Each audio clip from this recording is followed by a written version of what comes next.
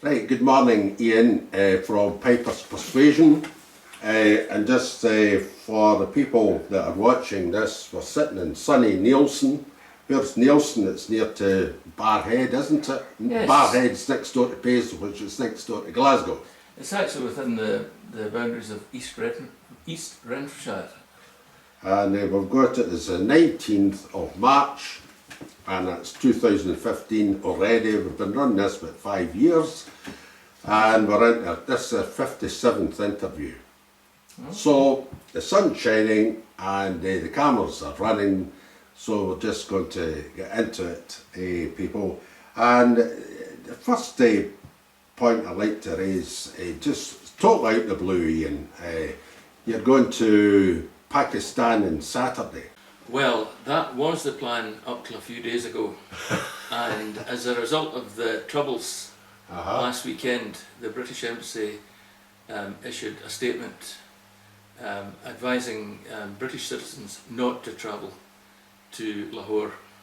So within the last 2 days, our performance in Lahore in Pakistan has been cancelled. My goodness. But the saving grace was within an hour I had another phone call from an agent asking if I could take the band to Mallorca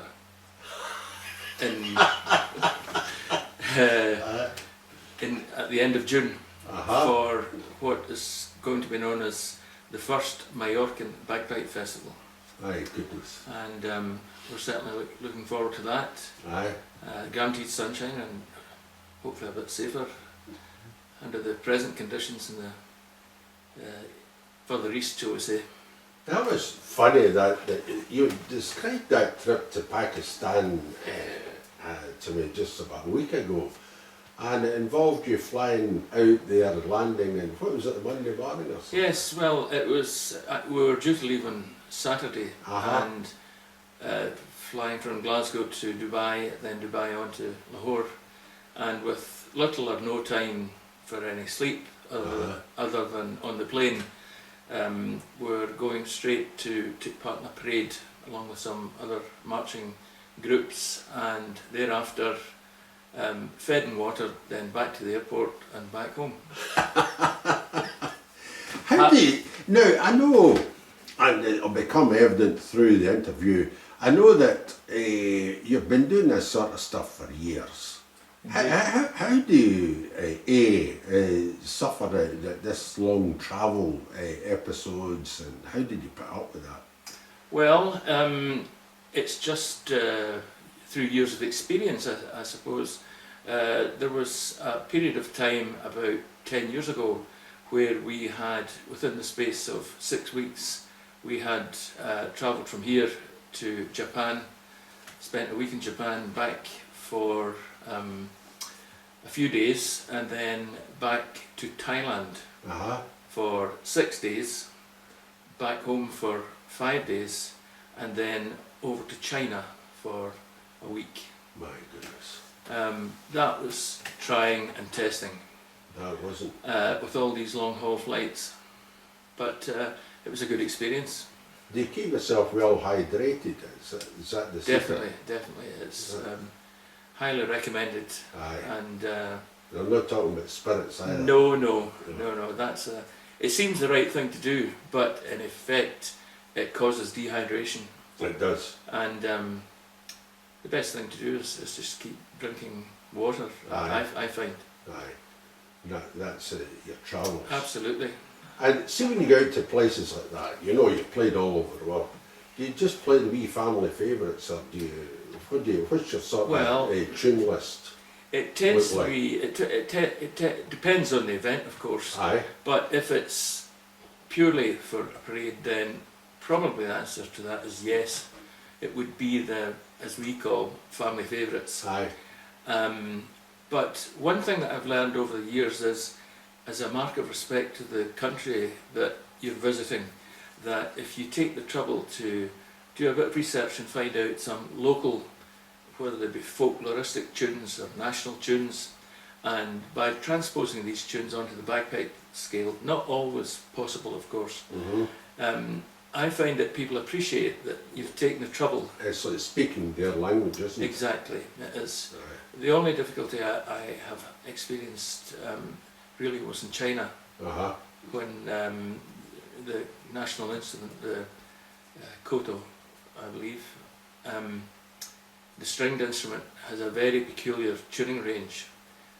However, I did manage to find a tune, and it was called Laughing and Singing and Dancing in the Street. And it was well received in China. Excellent. And everyone seemed to know it.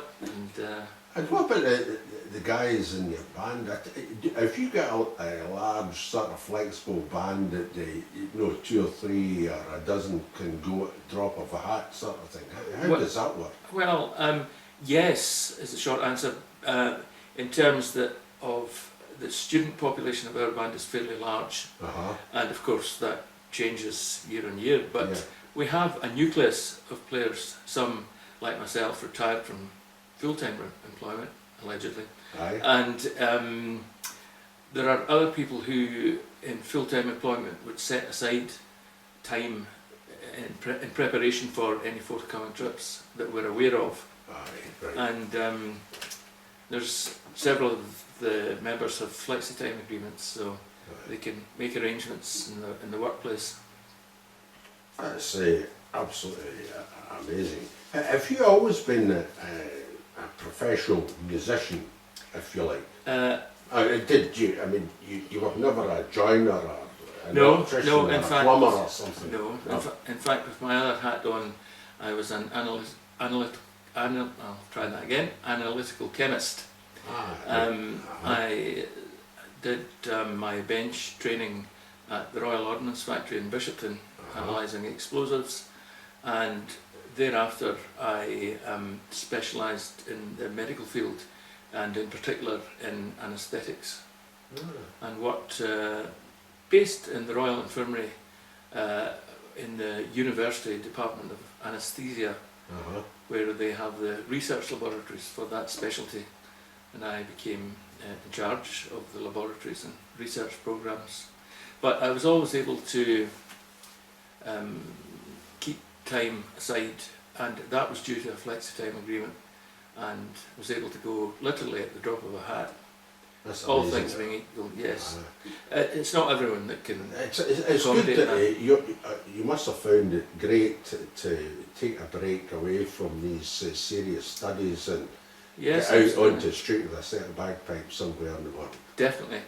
In the case of my band, we at the start we did have a lot of time spent at competitions. In fact, we managed to gain the heady heights of towards the top end of grade 3 when we were competing on a regular basis. But it came to a crunch point that we had, when we started doing the overseas tours, that it was difficult to do both, I found, and to do them both correctly. Well, that was a question I was going to explore quite fully, and I think we'll do so later on in this interview. Meanwhile, I'm going to drag you right back to where it all started. So where were you born, and who was your teacher in piping, and the family, were other members of the family? Your father, was he a piper? Or what's the legend there? I was actually born not terribly far from here in the Thorn Hospital in Elderslie, and it was at a time that my mother and father had moved down from the island of Lewis, and in particular the island of Great Bernera. But I found myself, I spent most of my preschool days on this island in the village of Hacklet, and I was surrounded by family and friends who all spoke Gaelic, and there was always preponderance of music, traditional music, whether it be fiddles or pipes or the singing tradition, all in Gaelic. And I was always aware of this wealth of culture based in the west side of Lewis, predominantly in the parish of Oog. So that when my mother and father settled in the west of Scotland. They were in Glasgow and Partick originally, and then they moved to Barrhead for work reasons. My mother and father both were engaged in nursing in Dyke Bar Hospital between Barrhead and Paisley. Yes. So Barrhead was the town of choice to live in. And thereafter I joined the local Rover Scouts pipe band. I was able to continue my private tuition in Lewis, as we went home every year to Bernera. So they kept that house going up in Lewis? Yes, both maternal and paternal houses are still there, and I still have a lot of family on the island of Lewis. Now, clarify a wee point.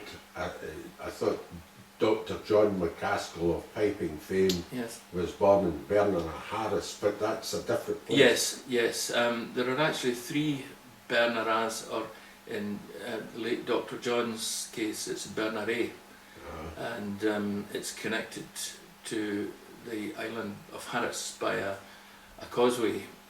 In our case, the island of Bernera is connected to the west side of Lewis with a fixed bridge, which was opened in 1953, I believe.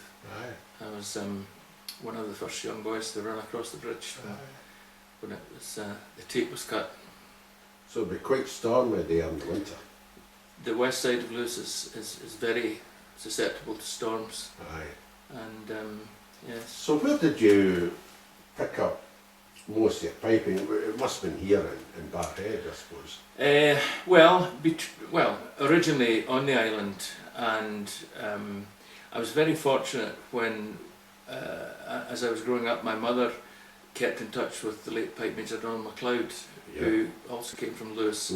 He was from Stornoway, and he very kindly agreed to take me on as a pupil, and I used to spend Wednesday lunchtimes in the premises of Granger and Campbell's, which you'll remember. Oh, I know it well. And I can Girl remember Street in Glasgow. exactly. I can remember that I used to spend, as soon as I arrived, I would go through the rubbish bin to find out what tunes Donald had discarded in the morning.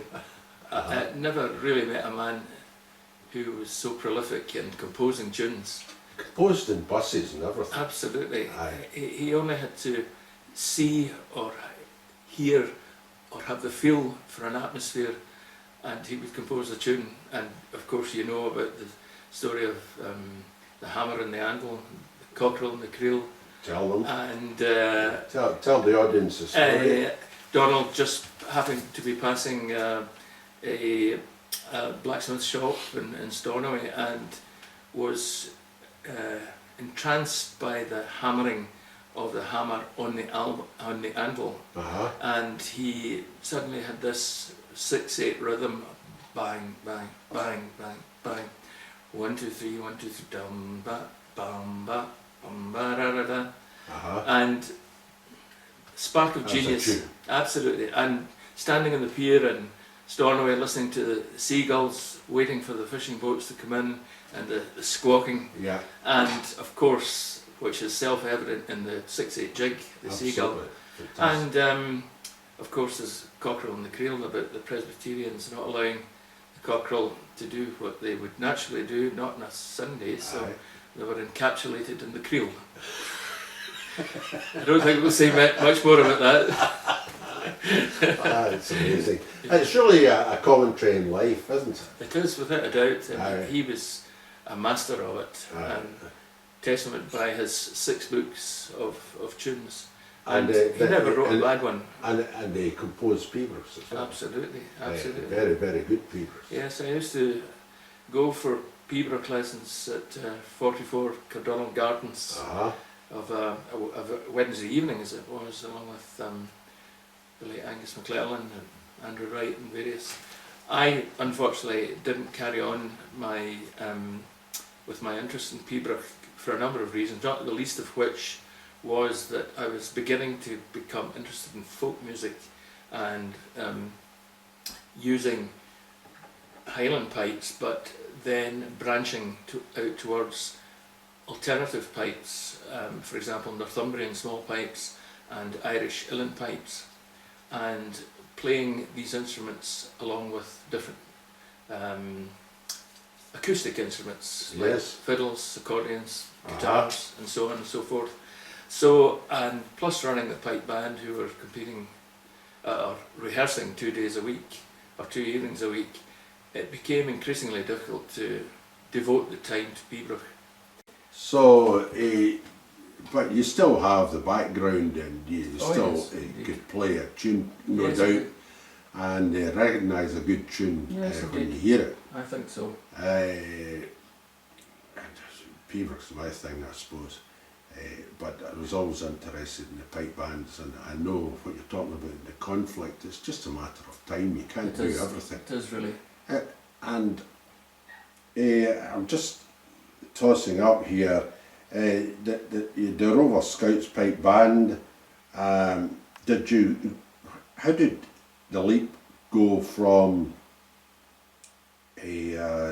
that pipe band up to Neilston pipe band? Was there something in between, the pipe band wise? I had a brief period as a singer in a rock band, and the pipes went under the bed for a couple of years. Okay. But I was always conscious of the fact that there could be more to Highland piping than the tunes that I'd learned with the Rover Scouts, which were essentially very basic tunes. So I had the opportunity to join the Neilston District Pipe Band, which had recently been reformed after a long period from the original band, which was in existence in the village here perhaps 60 or 70 years ago. And a group of enthusiasts restarted the band in the early 70s. They were struggling a bit to start with, and I had recently was married, and my wife suggested that I go and help the band out, which I did. And I became interested in teaching. There was a lot of young people. Dougie Pincock springs to mind. He was one of the pupils in the early days. Ian Plunkett, who went on to become the pipe major of the Glasgow Police Pipe Band, and Alistair Cuthbertson, who went on to become the Queen's Piper a few years ago. And to name but a few, I didn't particularly start them off in their piping career. The late John McFadden was a headmaster of a school in Barhead here at Spring Hill School, and he had got the ball rolling by bringing the late John Garraway in after his retirement from the police to teach the youngsters in the school. So on the back of that, these youngsters joined my band and gained some more experience. Did you become the leader of the band almost immediately? I think I was teaching at the band for perhaps a year or perhaps a bit more, and then at the annual general meeting it was suggested that I, on a show of votes, become the pipe major, and that was 43 years down the line. So My goodness. I don't know if I've been doing something right or... And you mentioned let's just talk about the Neilston band and competing, and that's a way out the road. You competed for a number of years? We did indeed, and I have fond memories actually of competing, and some not so fond. I can remember being stuck in mud up to my ankles in places like Lesmahago and having to get a tractor to get the coach extracted from the coach park in torrential rain, and then getting a result sheet at the end of the day which was far from satisfactory or less agreeable, let's say. And not that that's what really stopped the band competing, it was the conflict between the overseas engagements. Right. So how many years did you compete there? It would have been up till our first overseas tour was to what was Czechoslovakia in 1978. So it was a period of 5, perhaps 6 years we were competing. And well, we had the unenviable situation of having to decide whether to be in the second weekend in May at the Bathgate Highland Games or in Barbados Highland Games. And they both begin with B. If I tell you I got hit in the head with a coconut, there's not many coconut trees in Bathgate. And Bathgate. No. Even in the height of summer. Even in the height of summer. Aye. So that was just an example of a conflict, and in fact our first trip coincided with the Cowell Games. It was always the last weekend in August. Aye. In the International Bagpipe Festival in Strakonice in the Czech Republic.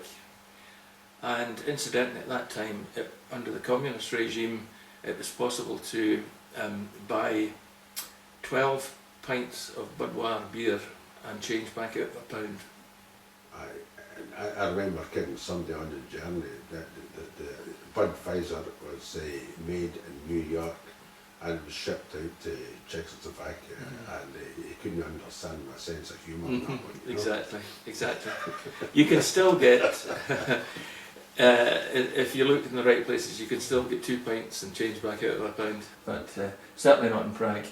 But that would give you almost instant freedom from the restrictions imposed upon competing pipe bands. It frees up your the tunes that you're playing, your list of tunes, how you're presenting them. Yes. Also frees you up from worrying about the drum corps at the back end being good enough to compete, and the conflicts that causes in pipe bands. Yes. Are somebody isn't just good enough to play in a competing band, but perfectly good to play your tunes and when you're going abroad and all the rest. So it provides almost instant harmony. Is that not the case? It is the case. In fact, we probably lost more members as a result, or perhaps not directly, perhaps indirectly, as a result of good but often bad results, and it was almost the scenario that someone had to take the blame for it. Aye. Now that exists in all bands, of course, and you have to take that in the chin. But when it comes to that kind of head-to-head with players, I was never in agreement to that, and I much rather have the scenario of having a nucleus of players who actually want to be there to play, they want to travel, and as opposed to going to competitions and playing the same tunes week after week. Your Donald Callums and Bogan Lochans and all Exactly, this. exactly. Great tunes within their own right, but if you have to rehearse them week after week, twice a week. From my view, it becomes very wearing. And it takes over your life. Really. It does. I do admire the pipe bands that have that commitment. Yeah, have you ever heard of RCMP bands? They've got 7 bands over in Canada. They don't compete. Yes. And they exist just to do gigs, parades, and everything else. Yes. And some members of the band actually belong to other competing bands. Right. But they've got a written constitution, they're extremely well dressed, well presented, and they do a marvellous job.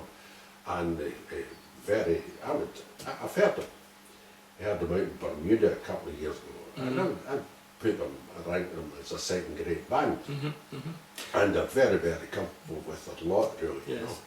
Yes. In my teaching career, although it would seem obvious that as students progress, that they have, I give them the option whether they want to come to my band, or I actively encourage them for their own experience to spend time with a competing band and go through the rigours of bring the skills up, marching and discipline, playing in an ensemble together with drums, and the whole discipline. Yeah.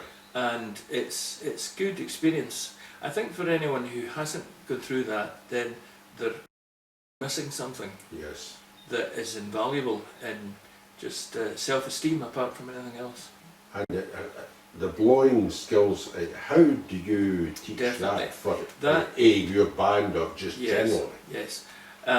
I find that there are various hurdles that, and I'm sure you would agree, with teaching, and having moved from whatever teaching method is adopted onto perhaps a transition instrument, like we used to call them a goose, Uh-huh.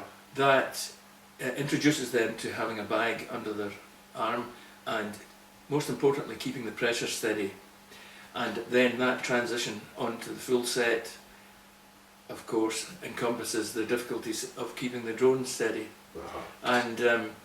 And I'm sure you might agree is the natural progression, starting with one drone, an outside tenor for Yes, example, then absolutely. introducing the bass drone, Mhm. but emphasising the importance of keeping the pressure steady, hence getting a good steady tone And a good pitch. and a good pitch and blowing a good tone. Yeah. That all of course comes with experience, and I think pipe bands are very important in that aspect. Extremely important, to the extent that first grade, even the top end of first grade, prizes can be won and lost, and how you're blowing a D. Exactly. You get 25 pipers, you'll take one or Exactly. two just to drop off the blowing pressure Mhm. on the famous Exactly. D in pipe bands Mhm. or whatever, Exactly. mid-range notes, and you've lost the competition. It's a difference between first and sixth. Exactly. And you can see piping judges or ensemble judges just walking around the pipers and listening, of course, that's first and foremost, but one eye on seeing if there's any drones wavering, Aye. and a dead giveaway. And the elbows working furiously as Yeah, well. and Instead a of look composed. a twitch of the drones, Aye. absolutely. But these are things that, It's surely band skills. yes, And so I'm trying to get the level of what you're pitching at with the Neilston pipe band. yes, yes. The other thing that we have become, well, I personally and the band have become actively involved in is playing with orchestras. Right. And we've had some experience of working with the RNSO at the proms, and I personally have taken on the position of, not exclusively, but I certainly have travelled extensively playing the Peter Maxwell Davis piece, the Orkney Wedding, Uh-huh. which involves a short section of pipes at the very end at what he described and wrote the music for as the sunrise, and it depicts a morning after scenario after a wedding ceremony, Uh-huh. ceilidh party till the small hours, and then in the morning not so clever, as depicted by the first violinist, who makes a big effort in introducing the dawn, Uh-huh. and then it comes into a crescendo and the piper appears, and this is the sunrise part that he wrote for it. Aye. So that in itself involves a certain discipline that's it's quite exacting. If you can imagine that you don't get a second chance No. of playing with an orchestra, Yeah. you can't. Could we try that again with No. 1,000 people in the You're audience? on and that's it. It is do or die Yeah. to the very end. And this piece, although the notes, the melody is very simple, getting the start is very difficult. Unless you know the piece, and I've been doing it for so long now that I actually could do it in my sleep and find where the introduction is, and I think it's bar 248 in the second downbeat. Now, you have to be within the vicinity, but it was written by the composer that the piper should enter from the back and make an entrance through the audience. And therein lies the difficulty of looking at the back of a conductor and getting this downbeat in the middle of a crescendo, but he's busy keeping all the orchestral musicians together. So it's imperative that you really immerse yourself in the music and know exactly where to come in. Otherwise, the whole piece is going to be offbeat. Aye. Or missing. It won't work. Yes. Aye. My son in Finlay has he's done it on several occasions for me, and the last time he did it, he was faced with the same predicament, and he had an idea, and he approached the conductor and he asked him if he would give him a Japanese introduction, and the conductor hadn't a clue what he was talking about. Aye. But instead of using the baton to give this downbeat, which at a time that he's conducting the rest of the instruments, he gives on the downbeat, hi, which is the signal that Japanese sumo wrestlers give, hi, Aye. they're about to commence fight. My goodness. So if you ever find yourself doing the Orkney wedding, and if you get the confidence of the conductor to give you a Japanese introduction, hi. Aye. So, you're playing with these other instruments. Uh-huh. It's the Great Highland Bagpipe, okay? Yes, yes. You need to worry about the pitch of the chanter. Yes, yes, that's imperative. So, what instrument are you playing generally for drones wise, Okay, bag wise, okay. tone wise, and the chanter and the reeds? Exactly. How does that work? Well, playing with the band, we have a set of chanters that are set for concert pitch B flat, Okay. and that's the pitch of choice that most orchestras would like to play at.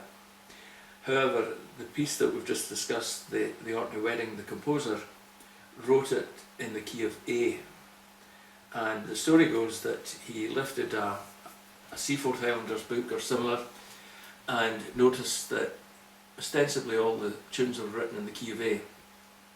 But of course our pitch has risen dramatically since these tunes were written perhaps 100 years ago or more, where the pitch probably was around A at 440. But the problem arose, George McElwham was the first piper to do this piece here. It was actually performed first of all with the Boston Pops Orchestra, and it was a young lady who did the piping, and both she and George had to try and find a pipe chanter that played in the key of A, and therein there was a problem. Finding an old chanter. George actually used an old Henderson chanter, which was about 100 years old or thereabouts, and then he had the difficulty of finding a reed maker who would make him what we would call a big sonsy reed.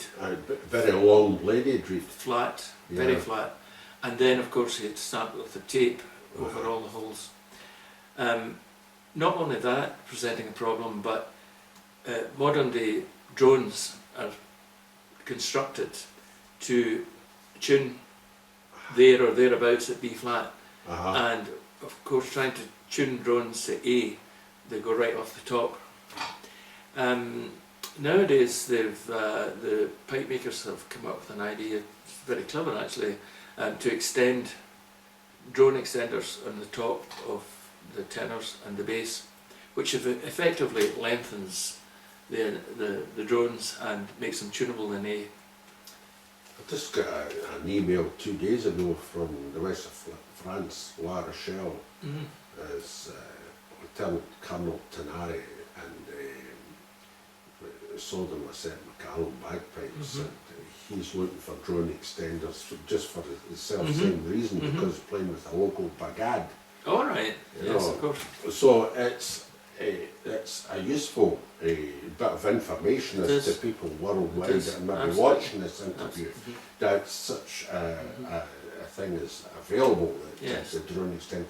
Talking about drones, and to digress just for a second, the Breton instrument, the Breton Highland bagpipe, as of about 20 years ago, to 40 years ago, he had a shorter sort of drone to go along with their chanter at that time, didn't he? Yes, that's right. The Breton bagads, as we know them, have undergone changes over the years, and it was really after the Second World War that the bagads were formed as a marching unit. in preference to the traditional indigenous bombard and biniou combination, which really was not a good prospect as a marching instrument, particularly when played with side drums, tenor drums and bass drums. Because the original idea is just merely to play for dance. That's right. Statically. That's right, absolutely. Uh-huh. So they decided the uniformed organisations, I think it was the Royal Air Force, or more likely to have been a naval unit, decided that they would adopt Scottish Highland pipes, but that they would retain the bombards, which I think was a good compromise because it maintains the identity. And the important thing about it is that they retain their own music. They do. Whilst the Breton bands do come and compete in whatever grade 2 or 3 or 1, whatever grade they're graded in, they will play March-Speys and reels if that's what's required. But through choice, they still have the majority of their sets of tunes are based on Breton Right. music. Absolutely. And that, I think they use it to good effect, especially the counterpoint with the bombards. And with the bombards having the possibility of second octave involvement, it produces very interesting concepts between the Highland bagpipe scale and the bombard. and if you can manage to go to Brest in February or L'Orient Yes. in August, beginning of August, That's right. the two big concours de bagade That's right. are held, and they all go head to head. Yes. And it's very well. And they play for 11 minutes, and there's about 50 of an orchestra, because it is an orchestra. And typically maybe 17 bombards and 11 pipers and 6 drummers and Yes. all the sort of add-ons, but it's a much freer presentation. Absolutely, absolutely. A similar situation has existed on the back of that these ensembles in Galicia, in northern Spain, Yeah. and over the past 30 years has seen an upsurge in banda de gaitas, as they're called. And it came about when one of Franco's right-hand men decided that to identify the Galician culture, they should expand on the playing of the gaita. And this gentleman, Senor Manuel Fraga, came to the Edinburgh Military Tattoo and was absolutely bowled over by the spectacle of massed bands, of pipes and drums, which wasn't really in existence in Galicia. During Franco's regime, he was Galician himself, actually, but he banned the playing of gaitas. It was a form of prohibition. And so after the revolution, when things started to get back to normal in Spain, they thought that each of the areas in Spain like to have their own identities. They're autonomous, if you like, and the identity of Galicia is highlighted by the playing of the gaita. So he spoke to a gentleman who was to become the director of the Escola de Gaita in Orense, in the north of Spain, in Galicia. And his task was to try and emulate what was happening in Scotland and in Brittany by introducing drums, increasing the number of the traditional folk ensemble, which the mainstay of which would have been perhaps 1 or 2 gaita players, some kind of percussion, a small tambour drum, some kind of rattled, and maybe perhaps a guitar or an accordion. Now, like the Bretons, that was not a good marching unit. That was, like the Breton units, good for folk dancing and similar performances, but as a marching band it wasn't really acceptable. So they started introducing, first of all, increasing the numbers of gaita players. They started introducing gaita playing, the tuition of gaita, in the schools in the province. And I was there a few years ago, and they had in excess of 12,000 Right, goodness. within the Right. province, Yeah. and with teachers doing outreach programs, and slowly but surely they began to merge the gaitas together with the drum corps, and then they started modifying the instrument. The traditional key of the gaita was in C, Uh-huh. but that was incompatible if they wanted to come to festivals and play along with Scottish pipes or Breton pipes, who were playing normally in B flat. Mhm. So they have adopted, for the most part, the key of B flat, and they have the chanters made accordingly. And they've also seen the addition of one and sometimes two drones, making it look as if at first glance it's a set of Highland bagpipes they're playing. But in fact they have a bass, a middle treble drone, let's call it. Sorry, I'll rephrase that. A bass, a baritone drone, Aye, and a small treble drone. okay. So that it has its own identity, if you like. That's interesting. And with the explosion there of music in that area, with that instrument, I understand there's 3-year waiting list for instruments. Yes, The instrument makers just can't keep up. absolutely. I mean, I think the same could be said with pipes, not only gaitas, which that is the case. They just don't have enough makers, and a similar situation exists in Ireland with Irish Inland pipes, that you can have to wait 6 or 7 years to have a set made, just because of the popularity of the instrument, certainly over the past decade. Well, for Scottish makers listening, there's a business opportunity. Absolutely. You took your band out to Galicia. Yes, many times, and I'm a visiting instructor at the Escola de Gaita, and we've played at many festivals, and they have their own international bagpipe festival. Do you play the gaita? I do. I played the gaita on Sean Davies' orchestral piece, The Pilgrim, and I played gaita and had a gaita made in Glasgow actually. The predicament I had was actually although I have a collection of pipes, was laying my hand on a gaita. So Seamus MacDonald of the College of Piping had, as part of his collection in his museum, a very fine gaita, and he allowed me to have a loan of it, to have it copied. Right. And James Pettigrew, who'd started making pipes on his own, very kindly made me a copy of what I call the Glasgow gaita. So James worked with Hardy's He before did that, indeed. and then he worked with McLeod's Hill Supplies. He did, and He's dead now, James. he died Aye, a number of years ago. aye, He was a very competent bagpipe maker, aye. a very nice chap. So that you enjoy going out to Spain then, eh? I do indeed, and I'm very interested in the traditional music. As with the Breton Brigades, the Galicians have been very careful about retaining their own identity in terms of the musical content, and the scale of the gaita is different to the Highland pipe, so they have to be careful, as the interval between the leading note, our equivalent to our low G to A, is only a semitone, and that the high G is extremely sharp in comparison to our high G.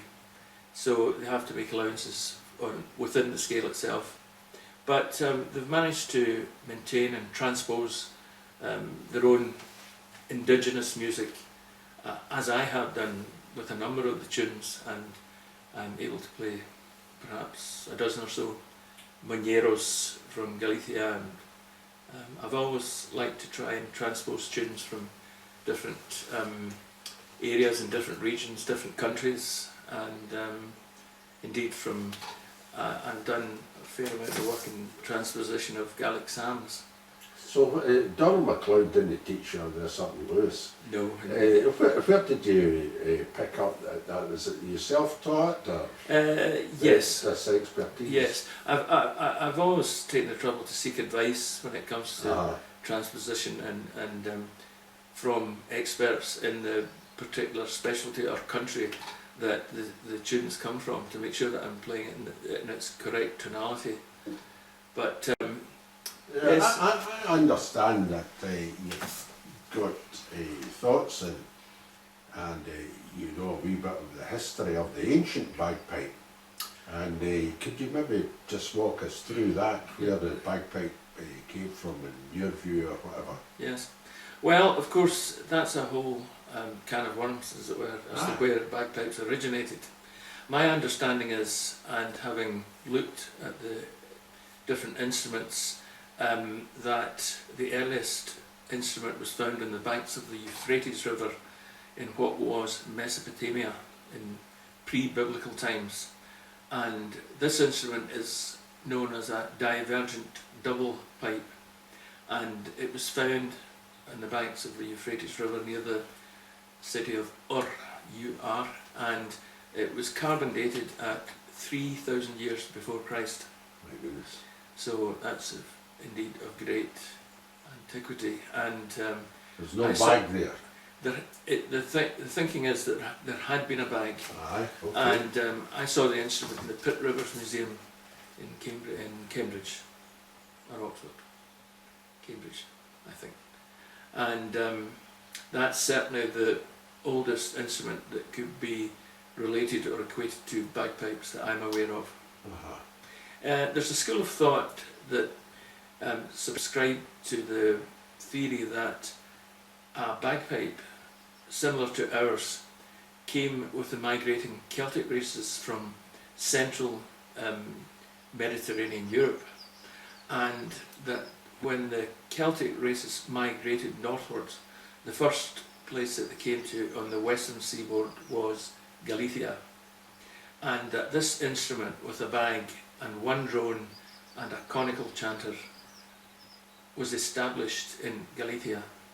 And as they began to migrate further northward, they settled in Brittany, and the instrument that was secured there was the bombard and biniou, which, if you like, is a first cousin of the gaita, with a tiny small chanter with one drone, and the bombard, of course, which is a bagless instrument, and they accompany each other in counterpoint and offbeat staccato to really good effect. And then, with their continued migration north over the Channel, they settled in Cornwall, Wales, Isle of Man, some places in England in the south, and Ireland, of course, and then finally to Scotland. So this school of thought is of the belief that these instruments came with the migrating Celtic races, and at each place that they settled there were changes made to the instrument. And the thing that really impresses me is, which would make me think that this was a good ideology, is that there is a common thread of musicality that exists between instruments with conical chanters, especially on this route between Scotland and the south, and in particular to Galicia and Brittany. So I would throw my hat in and subscribe to that theory. Did the conical chanter appear before Spain? I would suspect it did. Conical chanters can be found in ancient times with or without a bag, not as old as the divergent double pipes of Ur, but with, for example, in Arab markets, they play an instrument called a zurna, which is for all the world like a pipe chanter with a conical bore with a double-bladed reed, which makes it part of the same family. And with the addition of a bag, it means, of course, that it lends itself as an instrument for extended play, continuous play. Yeah. The only disadvantage, of course, is that with an open-ended chanter, that the music is continuous. Hence the reason that we have to sit down and, or the teaching methods have been devised to break up the music, and that's what I teach the young pupils at a very early age, and of course grace notes and doublings. That's the decoration. The decoration. To punctuate. Yes. In the case of Northumbrian small pipes, they're from a different genre altogether. Are they? By virtue of the fact, it's thought that they came with the Romans, and the chanter is closed at the bottom. So it means that with all holes closed, it's there's zero sound. So it's single finger staccato playing, and there's not so much decoration, and in fact there's not so much decoration required to break up the melody, and the scale is extended with the addition of keys with thumb and little finger. A very interesting instrument, usually constructed with 4 drones, and you play that? I do. I had one of my first prizes as with winning the Northumbrian Challenge Shield at the Black Gate in Northumberland, much to the disgust of the Northumbrian pipers. That I've been down in Morpeth, the Bagpipe Museum there, just on the main street. Yes, that's right. That's a nice collection of instruments, It is. mostly donated by a gentleman who collected pipes. He was an avid collector of it, like myself. Right. And he was rather eccentric. He travelled the world, and he never came back without a bagpipe from whence he travelled. But I can remember as a young man having some lessons from an eminent Northumbrian piper who lived not terribly far from this gentleman, and as I mentioned, he was eccentric, and he thought, we'll go and visit this gentleman, and down we went of an evening, and he appeared at the bedroom window and asked who we were and what we wanted, and the Northumbrian piper explained, I have a young lad here from, a Scottish lad from Glasgow, he's very interested in your collection of pipes. He, in no uncertain terms, removed a slate from the roof, threw it at us, and told us to go home.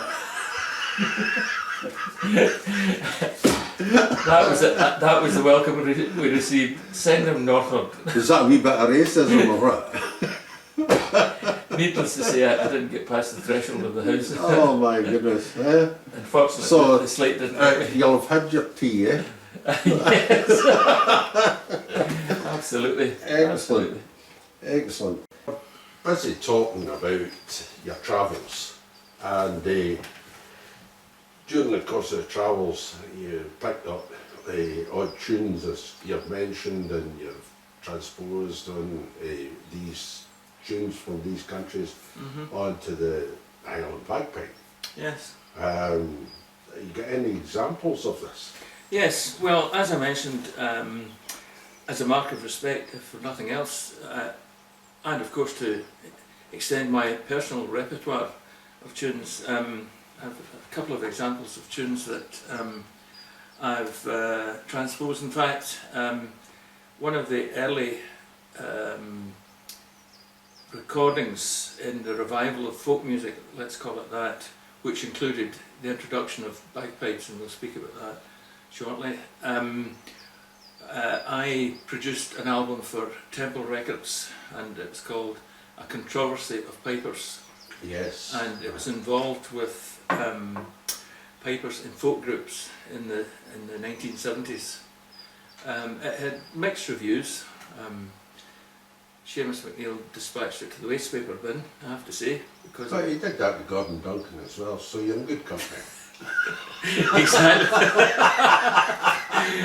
I don't believe he even listened to it, but it just went straight into the bin. Enough said about that. However, Douglas Pincock and I played a selection of tunes from different countries, and I could perhaps just play a snippet. First of all,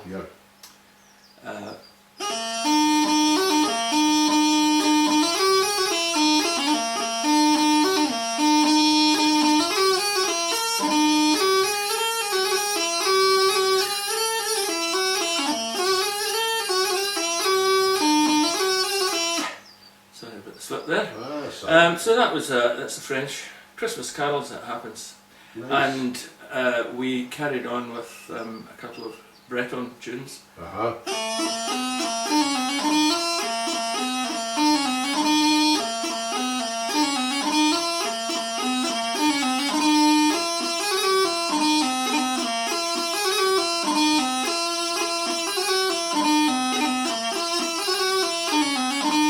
And that Breton is quite different from the French.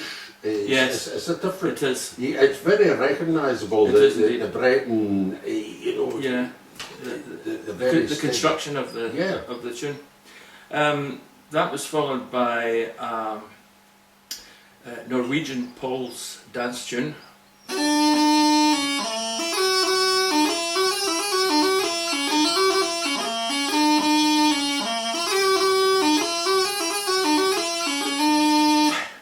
A very distinctive rhythm that's particularly useful and designed with folk dancing in mind, with the Pauls dum ba ba da da da dum ba, to accommodate this particular dance in Norway. Any pipes in Norway? Yes, there is, both in Norway and Sweden they have an instrument which is called a sakkepipe, a single-bladed chanter reed, and one single drone, particularly popular in the Dalarna region of Sweden, and also exceptionally popular during the midsummer season, where there's virtually no night time, and they play music 24 hours a day. My goodness. On the Nyckelharpen and sakkepipe and hardanger fiddles, of course, which are peculiar to the Nordic countries. Not to let France off the hook, have you played the French bagpipe from the south of France? Yes, I do. And I'm particularly interested in the Boré dance music, and here's an example of one.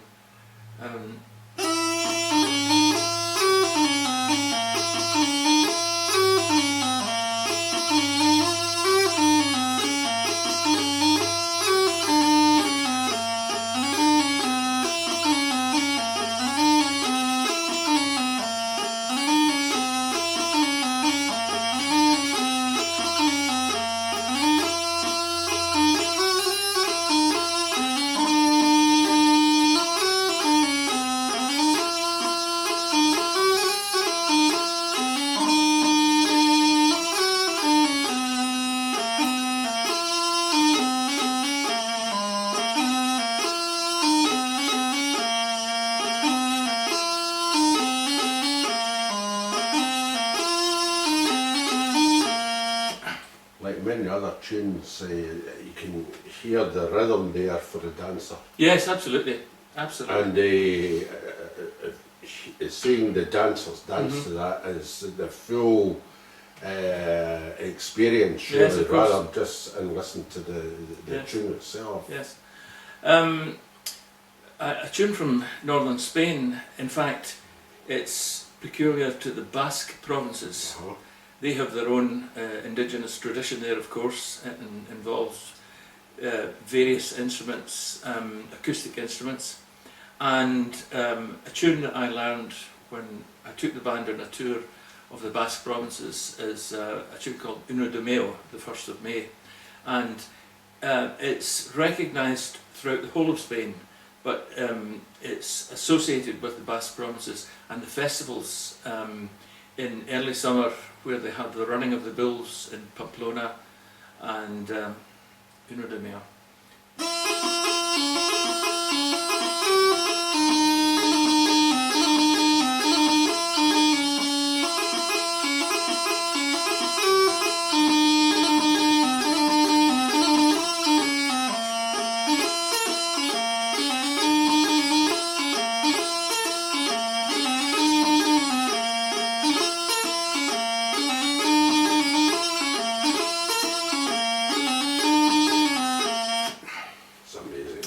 Yes, there's very few Spanish people would not would refrain from jumping up and starting to dance when they hear that tune.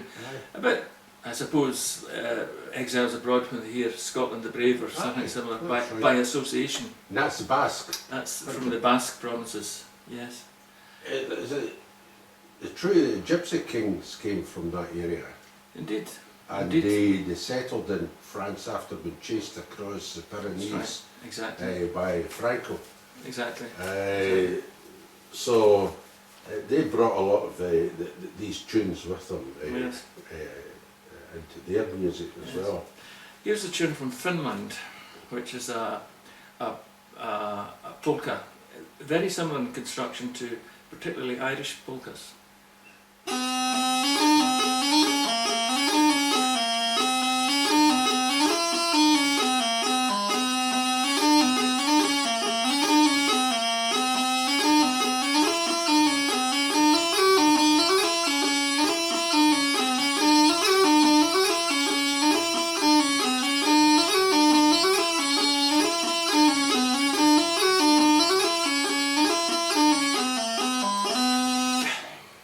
Visit there? Yes, yes, and picked up. How did that go? It was very well received, and as it is the case when Was it a concert or a it was a festival, Mm-hmm. yes, in Helsinki, and it was very nice. And Aye. I particularly liked the folk dance, the music, and the costumes, and the people were extremely nice. Very expensive country, but Aye. nevertheless.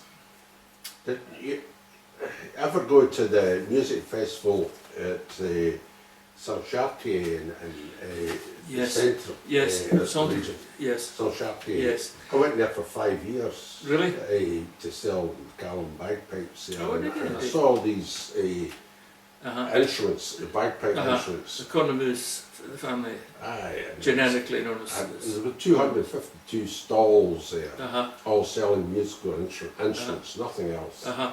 And accordions And and the- guitars and everything The else. hurdy-gurdy is very popular there. And the low whistle too. That's right.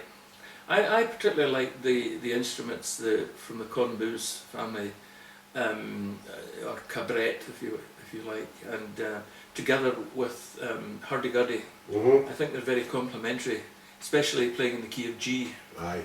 And the hurdy-gurdy adds a nice break-up staccato to the overall sound.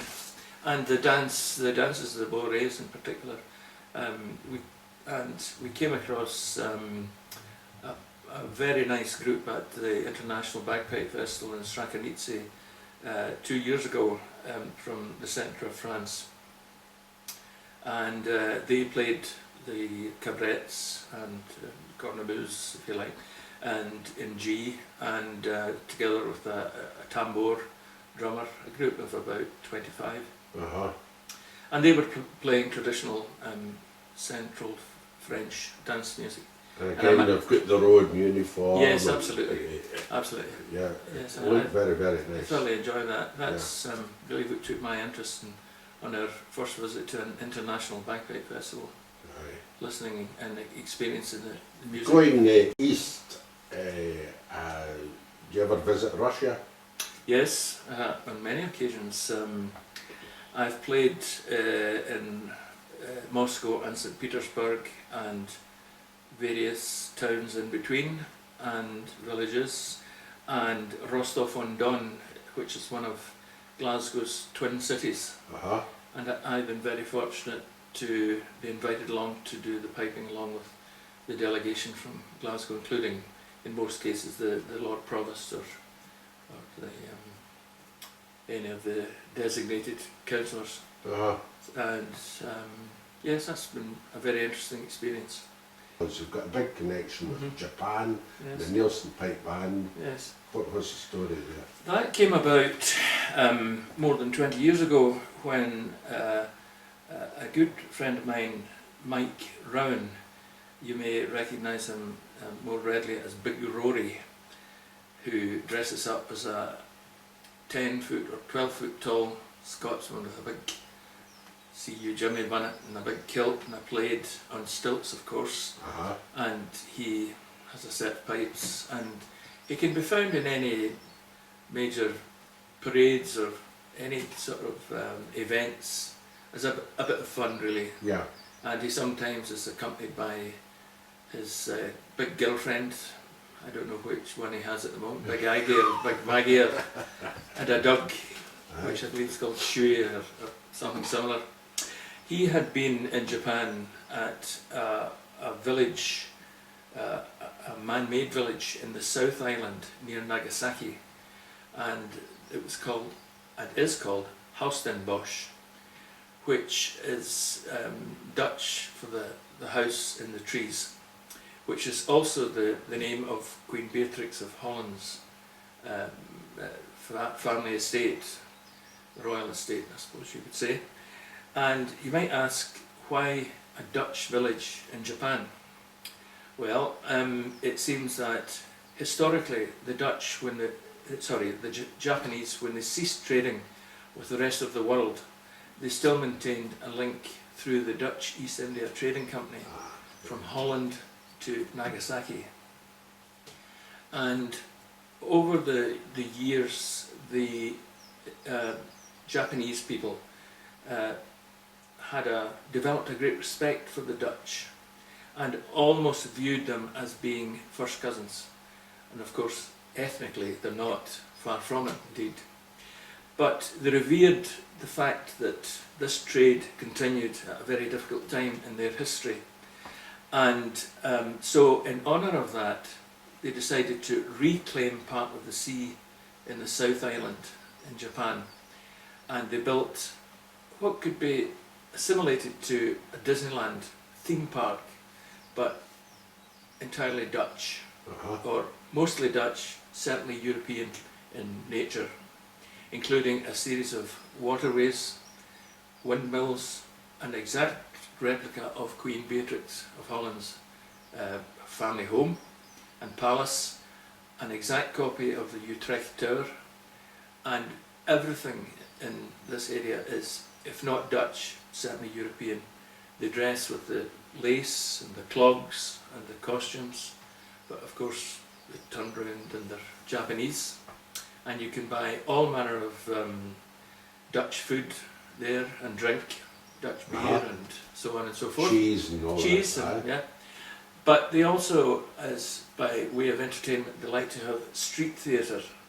So they bring groups over to take part. The other event that springs to mind is the Garden Festival in Glasgow, where they had street artists performing. And Mike Rowan had been there. Actually, this is the second Dutch village that they built. The first one is Orandamura, and Holland by the Sea, and the second one is much bigger, and it was the second year of opening, and Mike Brown had been, and he recommended that our band go as part of the street theatre, along with an Italian flag-waving group from Azario, and a Dutch reenactment group who did their performance on stilts, like they do in the Low Countries, the shepherds looking for the sheep, and there's various dances and music to accompany that. So when I got the phone call, I was quite astounded, really, because Japan was a place that I thought would never see, and I couldn't imagine what the connection was. But I was aware of the fact that there was a Japanese professor who visited the College of Piping, Professor Yamane, and he made the voyage from, which was really quite arduous in these times, in the 50s. He heard Scottish bagpipes, and he had an instant liking for the sound and set upon himself to, by hook or by crook, to learn how to play Scottish pipes. And he first of all went to a summer school which was run by the College of Piping in California, and that was a bit easier to come to from Tokyo. And he befriended Seamus McNeill and some of the instructors, and then he began coming to Glasgow for instruction. And he became a very competent piper. He was also instrumental in starting the Tokyo Highland Games, which is an annual event.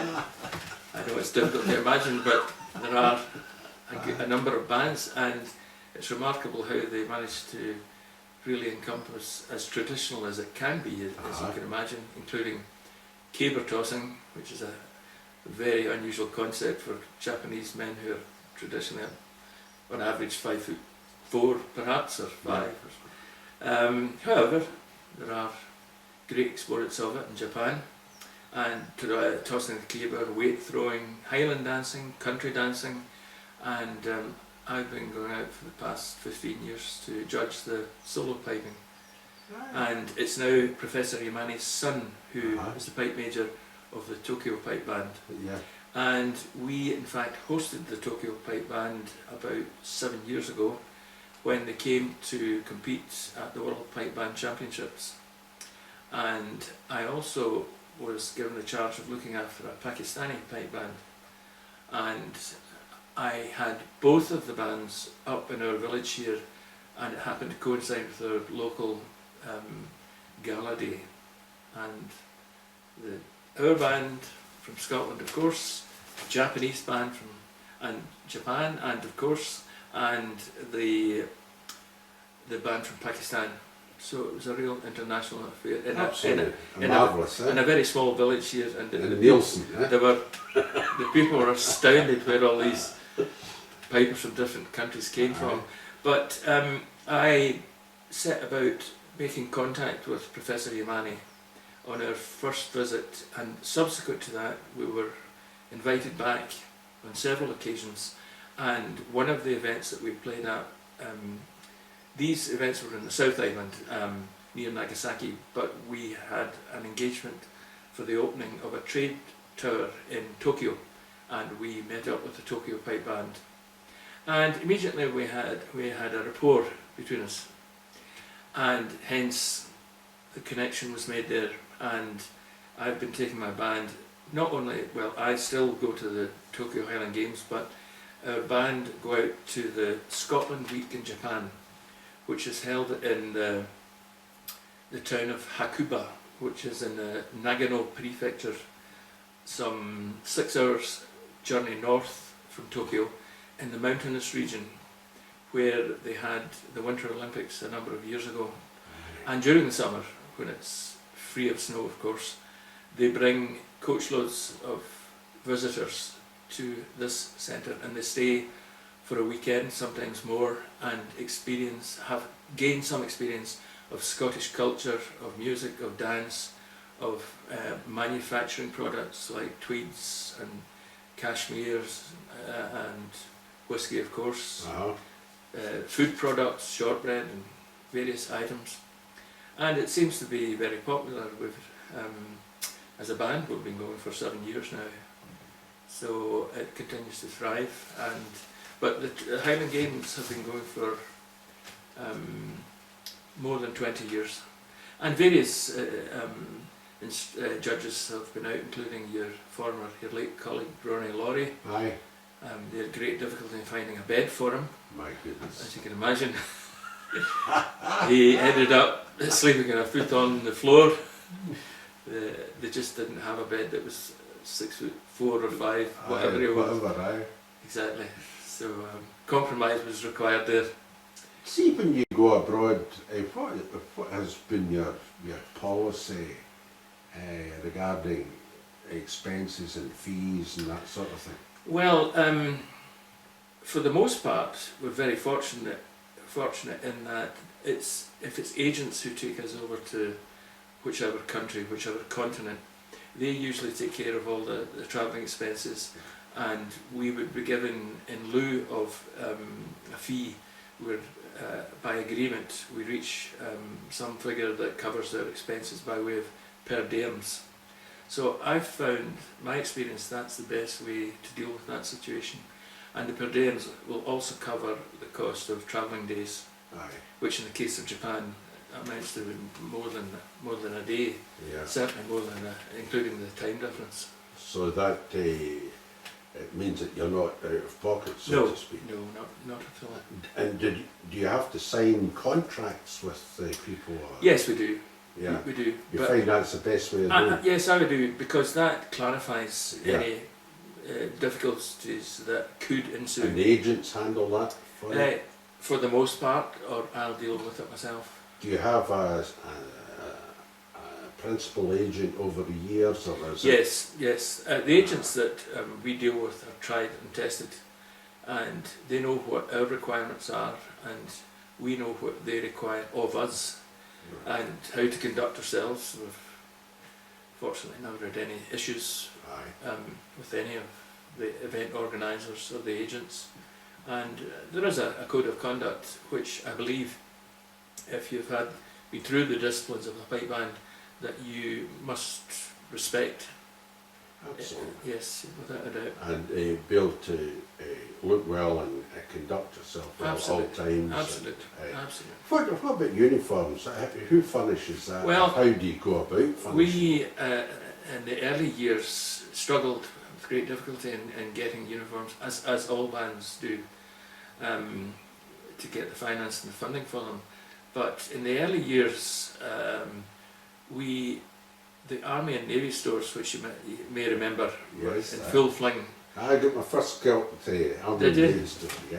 Uh, And we discovered that in Eglinton Street, the Army and Navy stores had a whole consignment of firemen's uniforms from the city of Liverpool Fire Brigade, My goodness. and they were going as a job lot. I think there was 30 of them in total. And when we looked closely at them, one of the ladies, wife of one of the pipers, decided that she would be able to modify these tunics to make them into #1 doublets, as they were vaguely similar. And she set about the task and enrolled a few ladies to help with the construction of these. And that apart, we had various fundraising events that enabled us to buy the uniforms. But the downside, after our first appearance at one of the few times that the Cowell Games had a really hot summer's day, the heat in these things was unbearable, and we discovered that they were actually lined with asbestos, being firemen's uniforms. And apart from the health implications, which perhaps wasn't quite so apparent, we had to bin them, ditch them. But what we did do was we kept the buttons, Okay. and the buttons had the insignia of the liver bird. Uh-huh. And to this day, we still have incorporated into our cap badge and emblem the liver bird. That's amazing. Yes, Aye. sentimental.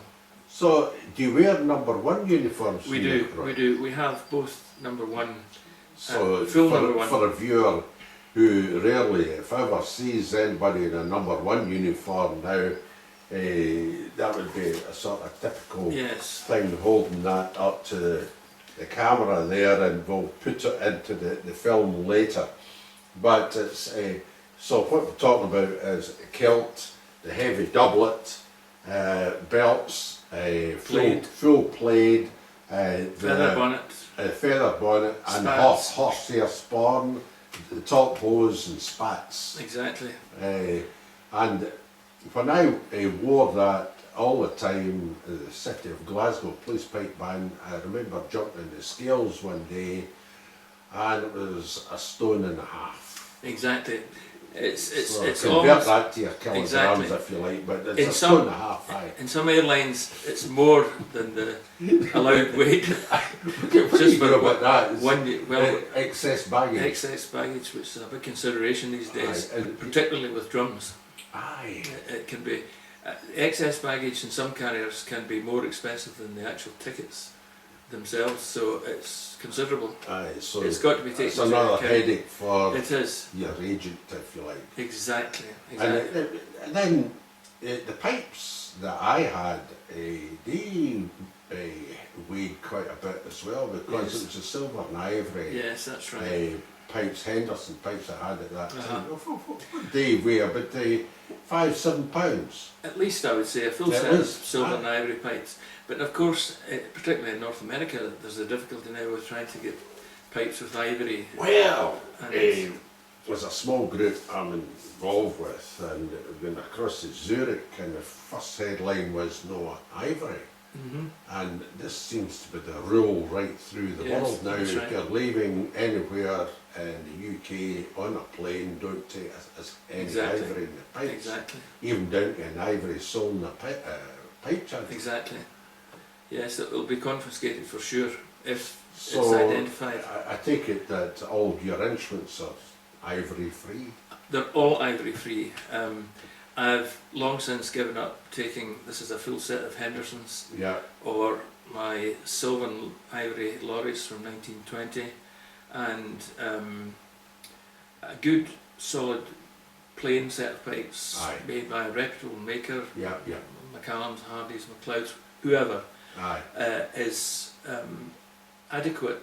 aye, it's adequate And- for the job in hand. Absolutely, and Aye. no issues with And ivory. you're not playing at the Versailles conversation. gathering or the Exactly, gold medal or exactly. something like that. And all these makers make fine instruments. Of course And they do. really, as you well know, the Aye. only difference is the decoration. Aye, of course it is. And so, with that in mind, I stick with a middle of the road set from. And I take it you do the same as the rest of us. It's the Gore-Tex or whatever bag. Yes, Uh, maintenance free. Aye, and the plastic reeds. Exactly. Just Exactly. take them off with plane and plane them. Yeah, absolutely. I remember taking a set of plastic pipes Really? to Bermuda because simply they weighed nothing, you know. And I had them. I just put them in the hold, Oh, right. right? Mm-hmm. Because I knew what was going to play, nothing, you know. Yes. And it was about 2 or 3 days after I had flown out in a long journey in this plane, and I took them out the case, put them up, and within 3 minutes they're going. Absolutely. And for all the length of time it's playing, absolutely nothing in my Absolutely. at Yes, all. without a doubt. I've seen on one ghastly occasion, looking as the plane had arrived in Russia, as it happens, and Fraser McClellan, a very gifted accordion player in their Keeley band, watched in horror as they'd taken his accordion from him, wouldn't allow him to take it on board as hand luggage, and watched this being launched from the hold onto the tarmac, and ended up like an Airfix kit on the tarmac, and they gave him it back in a plastic bag, and well, you can imagine the Just feel like consequences. cornflakes. Yep, the consequences of trying to get an accordion, and especially in, I think it was near Murmansk or somewhere we were playing. Dear. It was fraught with problems. Aye. So he now has a condensed case, a bit like the trolley cases that's available for Yeah. pipes that can be completely broken down. Yeah. And in fact, I can get a set of Highland pipes and a set of small pipes into the small trolley case, as they call it. I was across in Paris there a couple of weekends ago, and I used the self-same trolley case. Absolutely. And they fit the size for the overhead. Yeah, and so that nobody was going to contemplate putting my pipes anywhere No. other than Exactly. overhead. Exactly. That's the games people have got to play now. You went to China. We did indeed. We were guests of the British Tourist Authority and sponsored by the British Council when they were having an art exhibition in Beijing, and there was a number of Scottish artists on display, and the Scottish Secretary came out to cut the ribbons for the opening of the festival, and unfortunately our equipment, we went via Helsinki over the top, and our uniforms went to Bermuda. So we spent That's a cracker, eh? we spent 3 or 4 days roaming about the streets in Beijing, buying underwear and t-shirts in the markets, just waiting for the arrival of our uniforms. And because of the importance of the civic dignitaries, we certainly weren't going to be playing as a band with jeans and t-shirts or shorts, so they exerted some political influence. And 2 hours before the ribbon cutting ceremony. Our equipment arrived with a police escort, and just in time to make it happen. It's frightening, it really is. It is. I was in Sweden, Norwegian Airlines to Copenhagen last September. I playing at two formal dinners, and arrived, of course, at Copenhagen airport, no case. No case. It's away, disappeared. I've got my hand luggage, I've got my bagpipes, so I turned up at this millionaire's mansion, just my hand luggage. So he immediately takes me out and is buying me all sorts of stuff. And I says, well, I can buy my own toothpaste, it's okay, you know. That day, so it was most concerned. Tomorrow morning, if your case does not appear, I will take you to my tailor. I says, what am I going to do there? I will get you a black suit. I says, well, you know, doesn't really go with this. But it turned out that all was well. At Edinburgh Airport, they put it onto another Norwegian airline thing that was going to Oslo, rather than put it on the Copenhagen flight. Mm-hmm. So they swiftly traced it, and by 7 o'clock the first day I was in Malmo in Sweden. This case turned up, so the situation was averted somewhat. Yeah. Everything was fine, you know, but there is that element of panic, you know. There's always uncertainty Aye. that all the cases are going to arrive and all the equipment's going to arrive. Yeah. And very much a fingers crossed exercise, as I'm sure you have encountered in the past. Right, enough of your travels. What about the folk groups? Tell me, how did you start your interest in folk music? Where did it come from? Was it the Irish end, or Okay. what happened there? I think on the back of my experiences, short experiences with a rock group, I was aware of there being alternative bagpipes other than Scottish pipes. Not that there was anything wrong. In fact, I played a couple of sets along with this local rock group known as Incision. And but as I mentioned, when I went to Donald MacLeod for lessons, I finished off my lesson by having a coffee with the bagpipe makers, as it was round about their lunchtime, and they got to know of my interest in pipes from different origins, and in particular Irish uilleann pipes and Northumbrian pipes. And it was very difficult to obtain either of these instruments. And it transpires that there was a gentleman called William Hamilton who lived in Hathaway Street in Maryhill, and he had been in the Argyll and Southern Highlanders during the war, and his interest was in the making of and playing of both Northumbrian pipes and Irish uilleann pipes.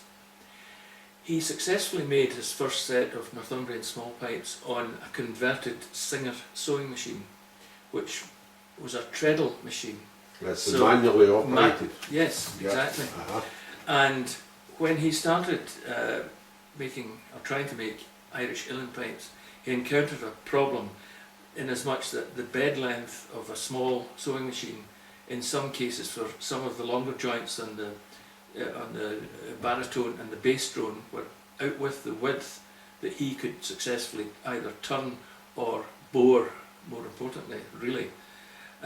So he enlisted the help of Donald, was very accommodating, and he allowed him to go into the workshop, and the head turner was a gentleman called Ernest Robertson, who in turn helped this gentleman out with boring the long joints and doing any sort of roughing that was required.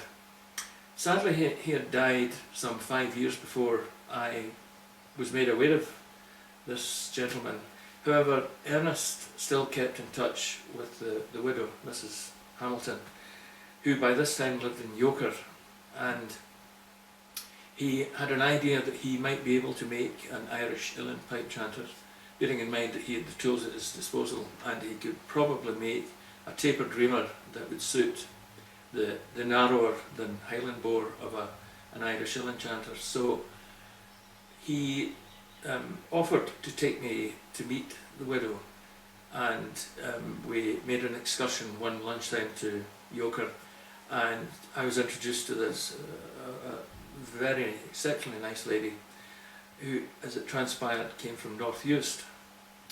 And we spoke about various contacts that we had with our Hebridean connections, and we explained that if we could borrow one of the late William Hamilton's chanters from, Ernest was aware that he had a collection of pipes, that Ernest would take it away, take the measurements, and that I would return the chanter. And she thought about it, and she invited me to come back the following day, and she would see what could be done. And with great anticipation I headed off on my own, and she had, it was either 4 or 5 suitcases full of pipes, which she gifted to me. And included in this collection was a very fine set of Leo Rosam's, full set of Irish pipes, complete with regulators in ivory and German silver, a set made by himself in boxwood and gold-plated brass, an 18th century set of pastoral pipes, and numerous sets of Northumbrian. And you'll be able to show us these later. I'll be able to show you. Yeah, when we visit the Yes. National Piping Centre. Aye. Yes, but I can remember that I couldn't believe it was like an Aladdin's cave, and the Renfrew ferry was operational at that time, and I had to cross from Yoker to Renfrew, and I had an estate car, and I can remember being in the back seat as the ferry was going across the Clyde, opening the cases to see what was in them, and I couldn't, that make head treasure trove, eh? Exactly. Aye. I can remember that at 4 o'clock the following morning I was still in the lounge of my house with bits and pieces everywhere, That's amazing, trying to eh? put them together, Aye. and I still have them, and I've added to that collection to this date.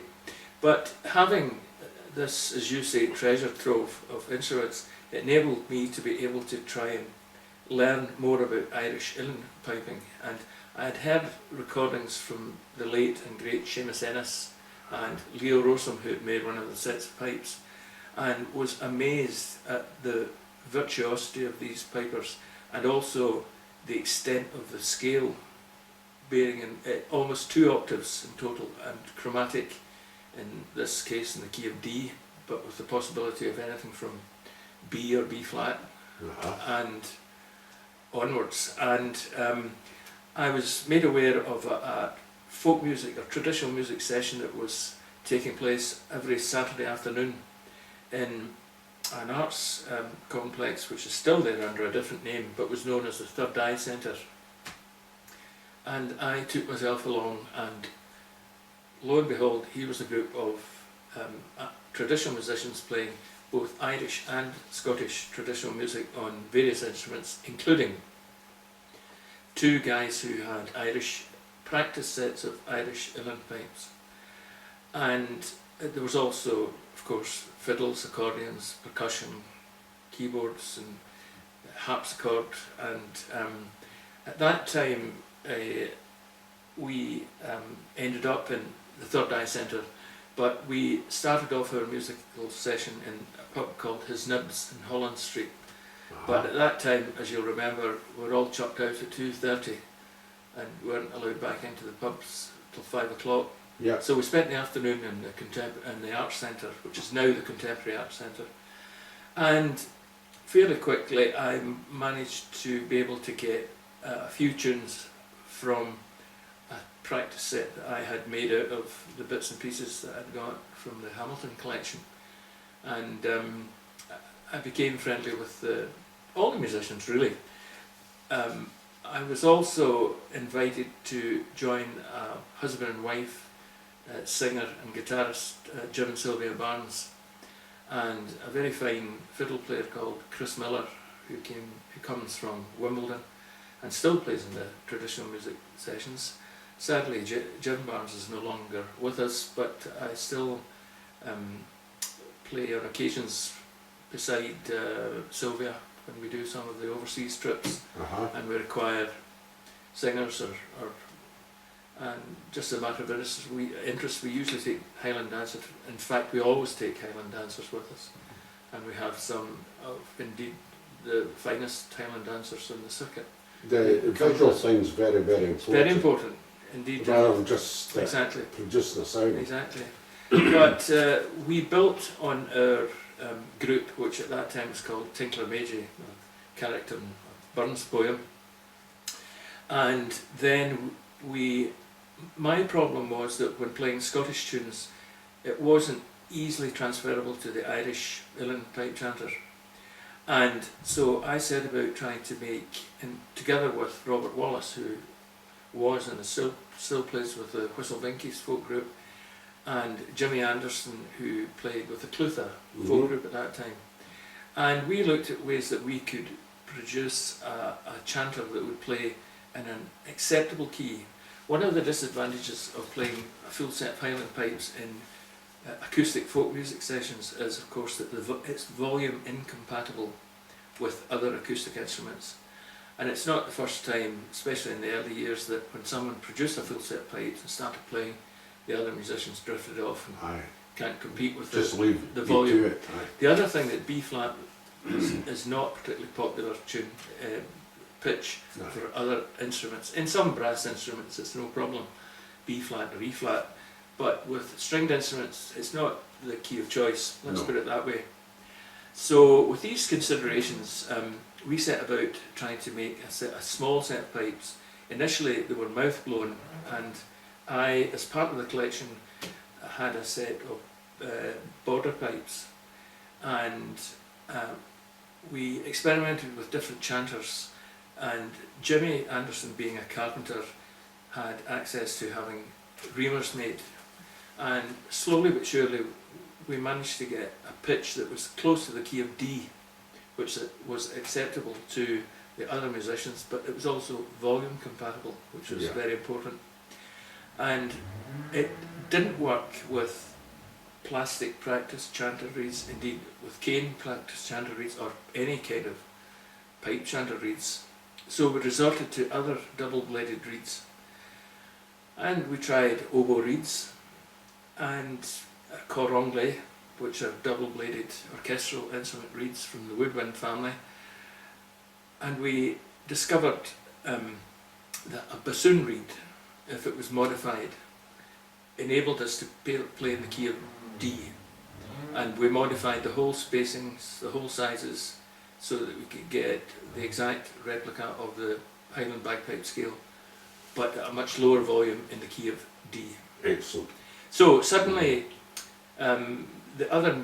this was acceptable to the other musicians, and the other stopping point that we had, in the early 70s there was still this feeling on the, as a result largely of the CND movement, and that pipes were associated with the British Army and no more than that they were rather unacceptable. Military instruments. Exactly, and the repertoire was restricted to Scotland the Brave and Bonnie Galloway or something like that. And with my Hebridean connections, and Robert and Jimmy were excellent, and still are excellent pipers, so they had the repertoire, but I superimposed, if you like, some of the Hebridean tunes that I'd learned, and they became quite popular with fiddle players and accordionists, and so it added to their repertoire of tunes. And indeed, in return, I learned music from the Irish tradition, from the uilleann pipers, and so that blossomed, and we formed a group called Kentigan. Right.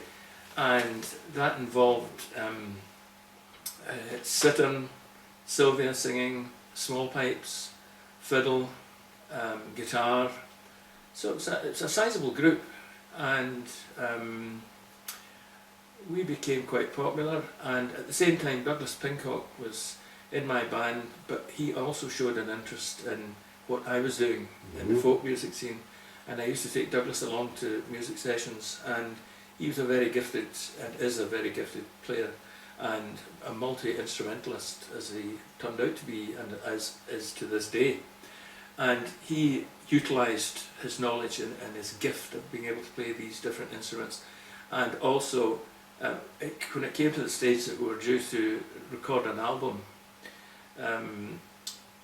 one of the conditions was that we had to fulfil a contract that involved tours of up to 6 weeks long promoting the album, which I couldn't do at that time, having a young family, having 2 nights a week practice, and as it was, Kent again were playing on average 2 nights a week in places like St Andrews on a Monday evening and Dumfries on a Tuesday evening, and My goodness. it was a lot of travelling, and plus trying to hold down a full-time job Aye. as a chemist. So all in all, a tough call. So I stepped aside, and Douglas did the piping on the album, but it was my arrangements and some of my tunes and Douglas's interpretation of others, and very successful album it was.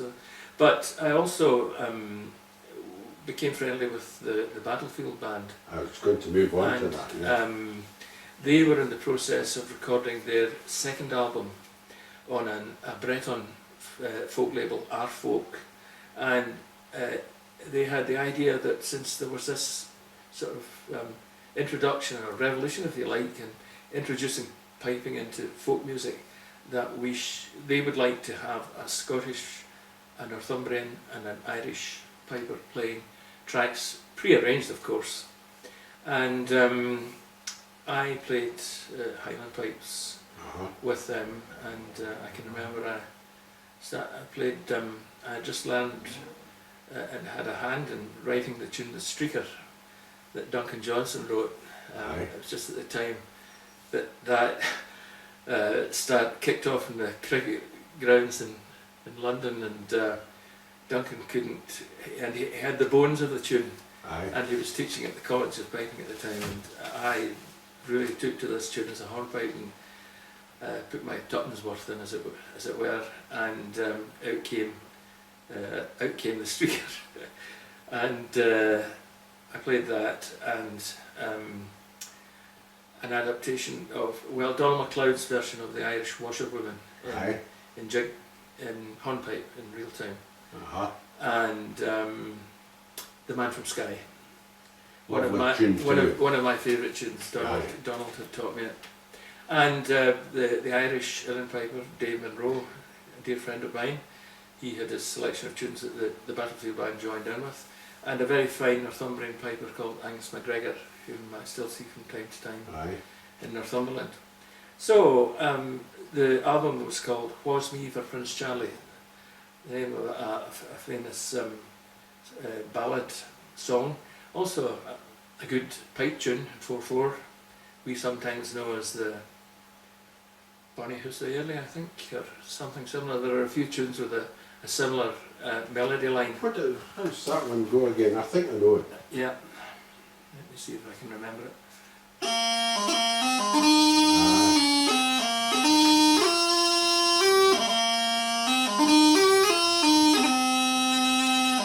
I believe it was several names. Iain MacDonald played that with the Strathclyde Police Pipe Band. And was one it of called? the street tunes, just what you called it. Was Me for Prince Charlie. Aye.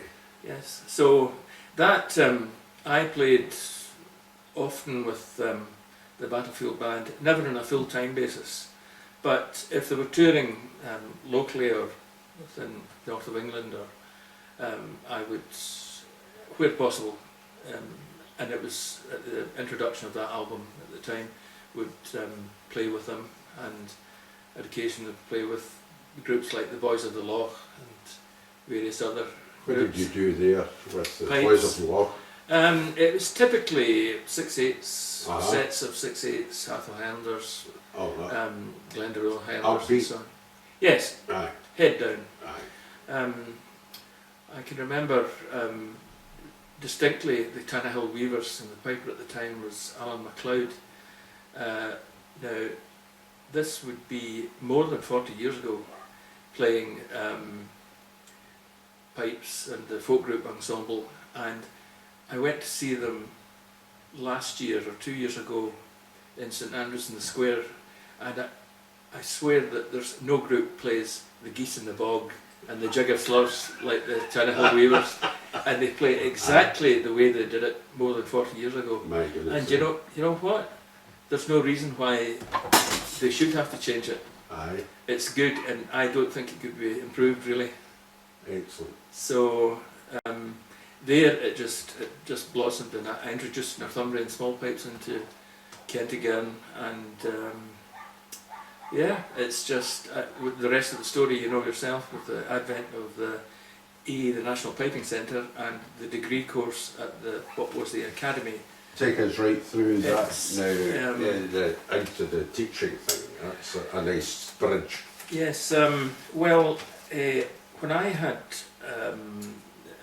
an offer of an early retirement when I was 55 from the University of Glasgow, based at the Royal, it coincided with the establishment of the new National Piping Centre as it was then, but also with the establishment of the degree course in traditional music, including pipes. And my son Finlay was at a stage in his career about to leave school and had become a very accomplished piper and composer of music, and he was looking for a career based on music, but especially on traditional, with pipes being his first instrument. And as luck would have it, the course was announced that there was going to be accredited degree course in traditional music for instruments such as pipes, fiddles, accordions, percussion, the vocal tradition. Mm-hmm. And Finlay was very fortunate to be one of the first, I think there was 3 students in the first year to do the degree with pipes as first instrument. So in my own situation, I engaged upon an outreach teaching programme along with Margaret Dunn, who had become, she had come over from Ireland and she was studying piping, and we went out together to some of the designated schools in the east end of Glasgow, 1 or 2 in the south end of the city, and as an introduction to teaching children how to go about, first of all, to learn to play a practice chanter and the basics of the scale and embellishments and simple tunes, in the hope that they would pursue a piping career in some shape or form. Since there are not so many, if any, areas where young people can learn to play the pipes, for example in my case in the Rover Scouts pipe band or the Boys Brigade, there doesn't seem to be so many outlets that available now for young people.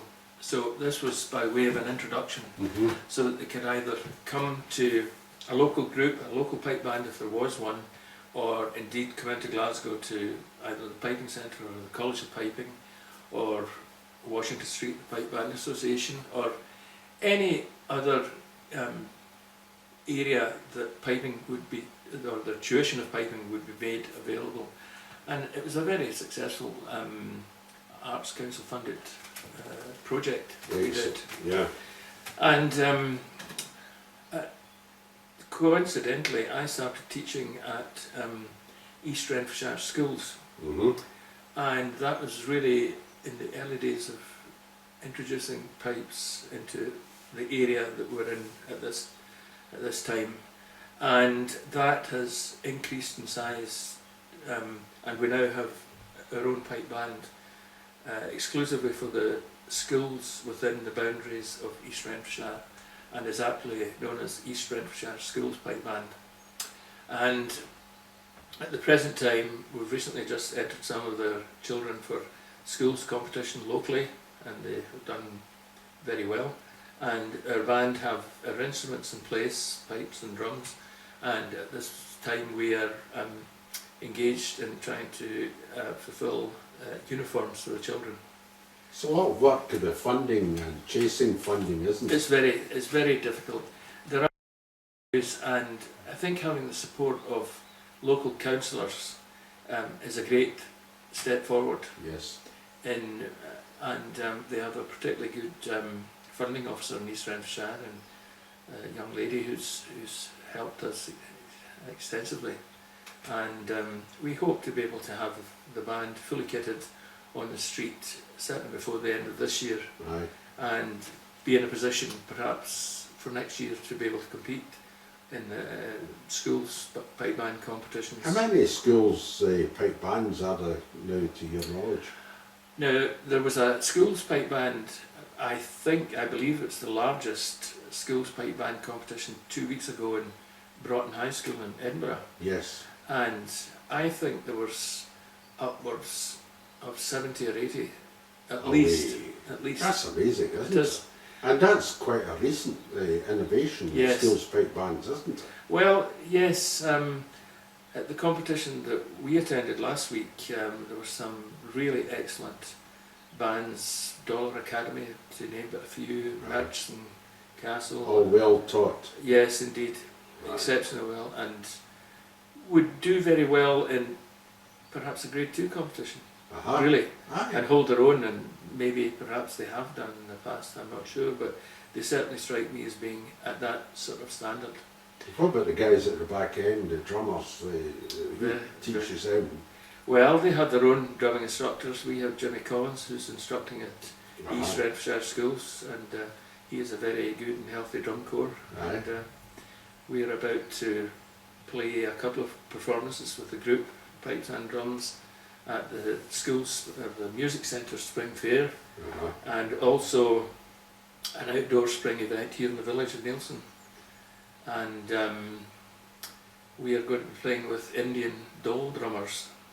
And the theme of this event is Arabic days and nights, and I have an idea that we're going to be playing for belly dancers, which is an interesting concept.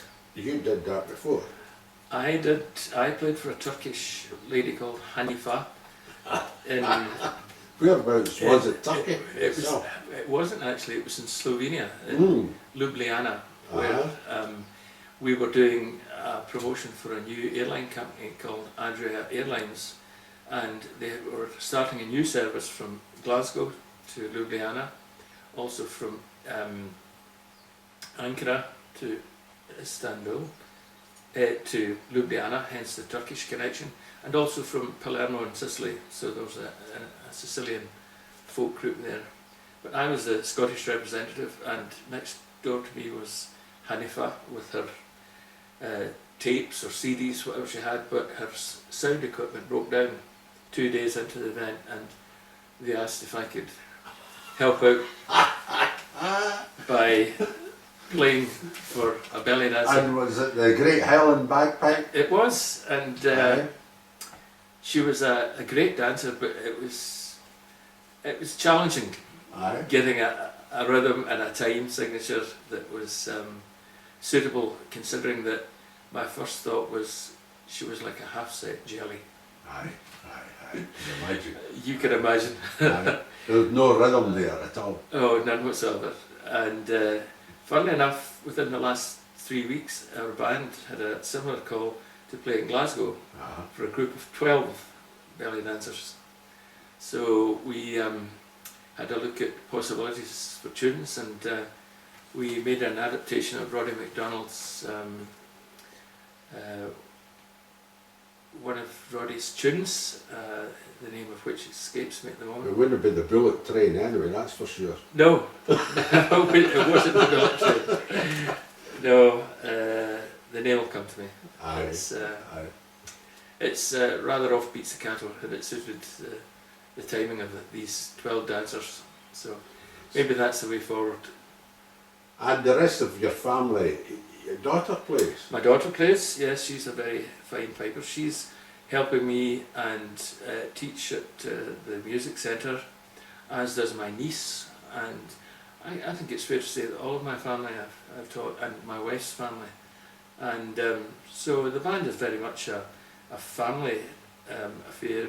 There's another family in the village here, the Meakin family, who have all their children. So they've supplied quite a few Yes, absolutely. to the band. That's terrific. And it works That's fantastic. We've been together for so long and never have any disagreements, but for the most part we do what we've been doing for a number of years, a good number of years, and You obviously enjoy teaching all over the world I as do, well. I do. I'm totally committed to it, and I always, especially when children are coming to a kind of rough patch in the learning process, we've all been there, Yeah. and I sometimes dangle the carrot that if you stick with this, you may be, for example, learning to play a toloa or any bottom hand movement involves more than 2 grace notes. Mm-hmm. If they stick with it and practice, home practice of course is essential, that, you know, in the long run, as they build their repertoire and the tunes become just a little bit more difficult, the tunes that you learn at the beginning seem pale into insignificance because they seem so easy, and that is just part of the learning curve, the whole process of learning. But it's essential for them to be taught properly at the start. And I tell the children it's as easy to play correctly as it is incorrectly, and if you play it correctly it'll stay with you for all of your life, a bit like riding a bicycle. You'll have to fall off a couple of times and have a sore head or face, but when you go back on, try again, maybe off again, but at the end of the day, the perseverance and the good tuition at an early age, starting and being conscientious, pays dividends at the end of the day, and who knows, you might even be able to get to Japan or China or Thailand. Or play for a belly dancer. Or pay for a belly dance. Yeah. That's a bonus. Ian, thanks very much for been all my your pleasure. time today. It's been a long session, but I think it's a very worthwhile session that we've had today. There's plenty there for everybody. Yes. And I'm just totally amazed at the energy and the general drive and everything else, and your prodigious memory and remembering all these names and places and all the rest of it. So thank you very much from Thank you, Alan. Pipers'Persuasion. Thank you. Thanks Pleasure very much indeed. for your time. Thank you.